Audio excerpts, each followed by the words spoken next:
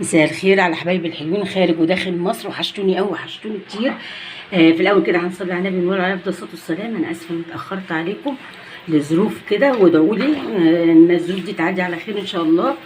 ان شاء الله النهارده هنعمل معاكم كيكه الذره او البسيسه بطريقه جميله وسهله وجميله وطعم خرافه.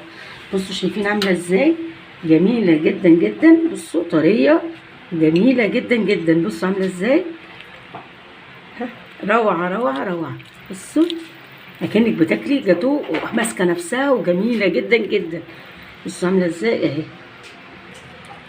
طعمها خرافه خرافه خرافه، جميله جدا جدا وحاجه كده طعم تحفه اقسم بالله. بصوا وهتعجبكم جدا. بس اهم حاجه ما تنسوش بقى بالاشتراكات واللايكات. برحب بحبايبي المشتركين الجداد، ربنا يديمكم كلكم نعمه في حياتي، وحبايبي القدام طبعا دول حبايبي وقلبي، فيا رب كده تدعموني بالاشتراك واللايك وتشجعوني. يلا نشوف مع بعض هنعمل ايه. يلا الكيكه الذره دي او البسيسه هتتعمل بقى ايه. مقاديرها اهي معانا: كوبايه سكر، المج ده 3 بيضات بدرجه حراره الغرفه عادي، ومعايا 2 فانيليا. دلوقتي هنحط في الخلاط، هنجيب الخلاط كده ونحط فيه ال3 بيضات اهو شايفين، وهنحط كوبايه السكر بتاعتنا بنفس المج بقى. معايا نص كوبايه زيت اهي هنحطها. مقاديرنا كده كلها على بعضها: 3 بيضات، كوبايه سكر، نص كوبايه زيت، وهنحط الفانيليا. عندك بقى فانيليا بطعم البرتقال ماشي مفيش مشاكل. انا بقى النهارده هنحط بش برتقال عشان ما عنديش فانيليا بطعم البرتقال. هنحط بقى ونشوف هنضربهم، بس هنضربهم بقى دلوقتي عشان صوت الخلاط وهرجع لكم تاني. انا بقى ضربتهم اهو. هننزل الخليط بتاعنا، انا ضرباه كويس قوي. عايز تضربيه بمضرب يدوي عادي مفيش اي مشاكل، يعني انت بتضربيه بمضرب اليدوي عادي. على فكره انا هحط معلقه كبيره زبده، هوريكم دلوقتي هعمل ايه.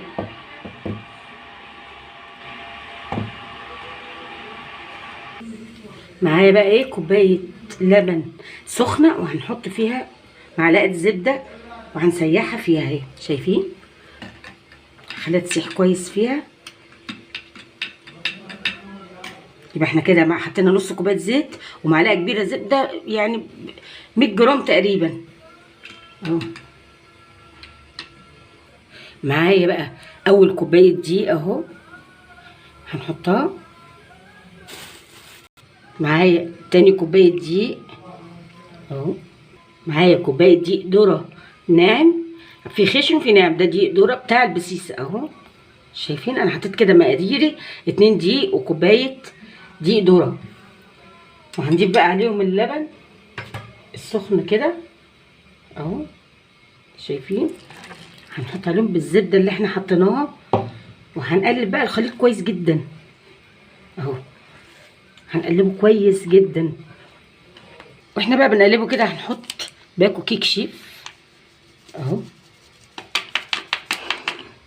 وهنحط حبه بشر برتقال زي ما قلت لك. لو عندك فانيليا بالبرتقال خلاص مفيش مشاكل، استغني عن بشر البرتقال اهو.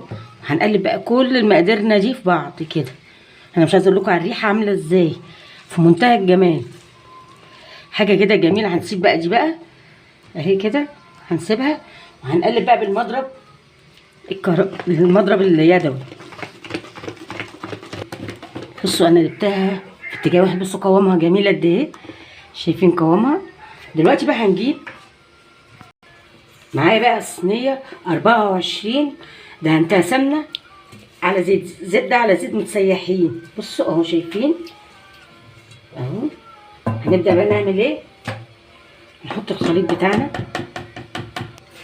دلوقتي بقى نحط الخليط بتاعنا كده اهو شايفين، ما شاء الله نازل جميل وقوامه جميل جدا اهو.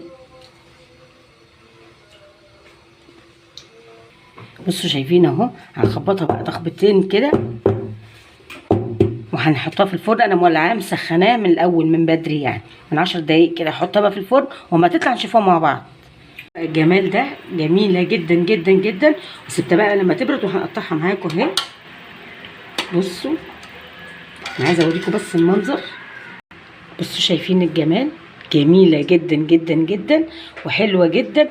بصوا بصوا شكلها عامل ازاي، في منتهى الجمال والطعم، حكايه جميله جدا. بصوا حاجه كده خرافه وتحفه وجميله جدا وريحتها تجنن. بصوا بقى حاجه كده خرافه في منتهى الجمال. بصوا عامله ازاي، جميله جميله جميله يعني. بصوا شكلها تحفه وطعمها اقسم بالله روعه. دي بقى البسيسه او كيكه الذره، تعمليها كده الجميله ومغذيه لعيالك وتشربها مع كوبايه الشاي بلبن الصبح، وجميله جدا وبتشبع، حلوه جدا جدا جدا. يا رب بقى الحلقه بتاعتي النهارده تكون عجبتكم. ما تنسوش بقى باشتراك ولايك ودوس على زر الجرس عشان يوصلكم مني كل جديد. اشوفكم على خير، باي باي.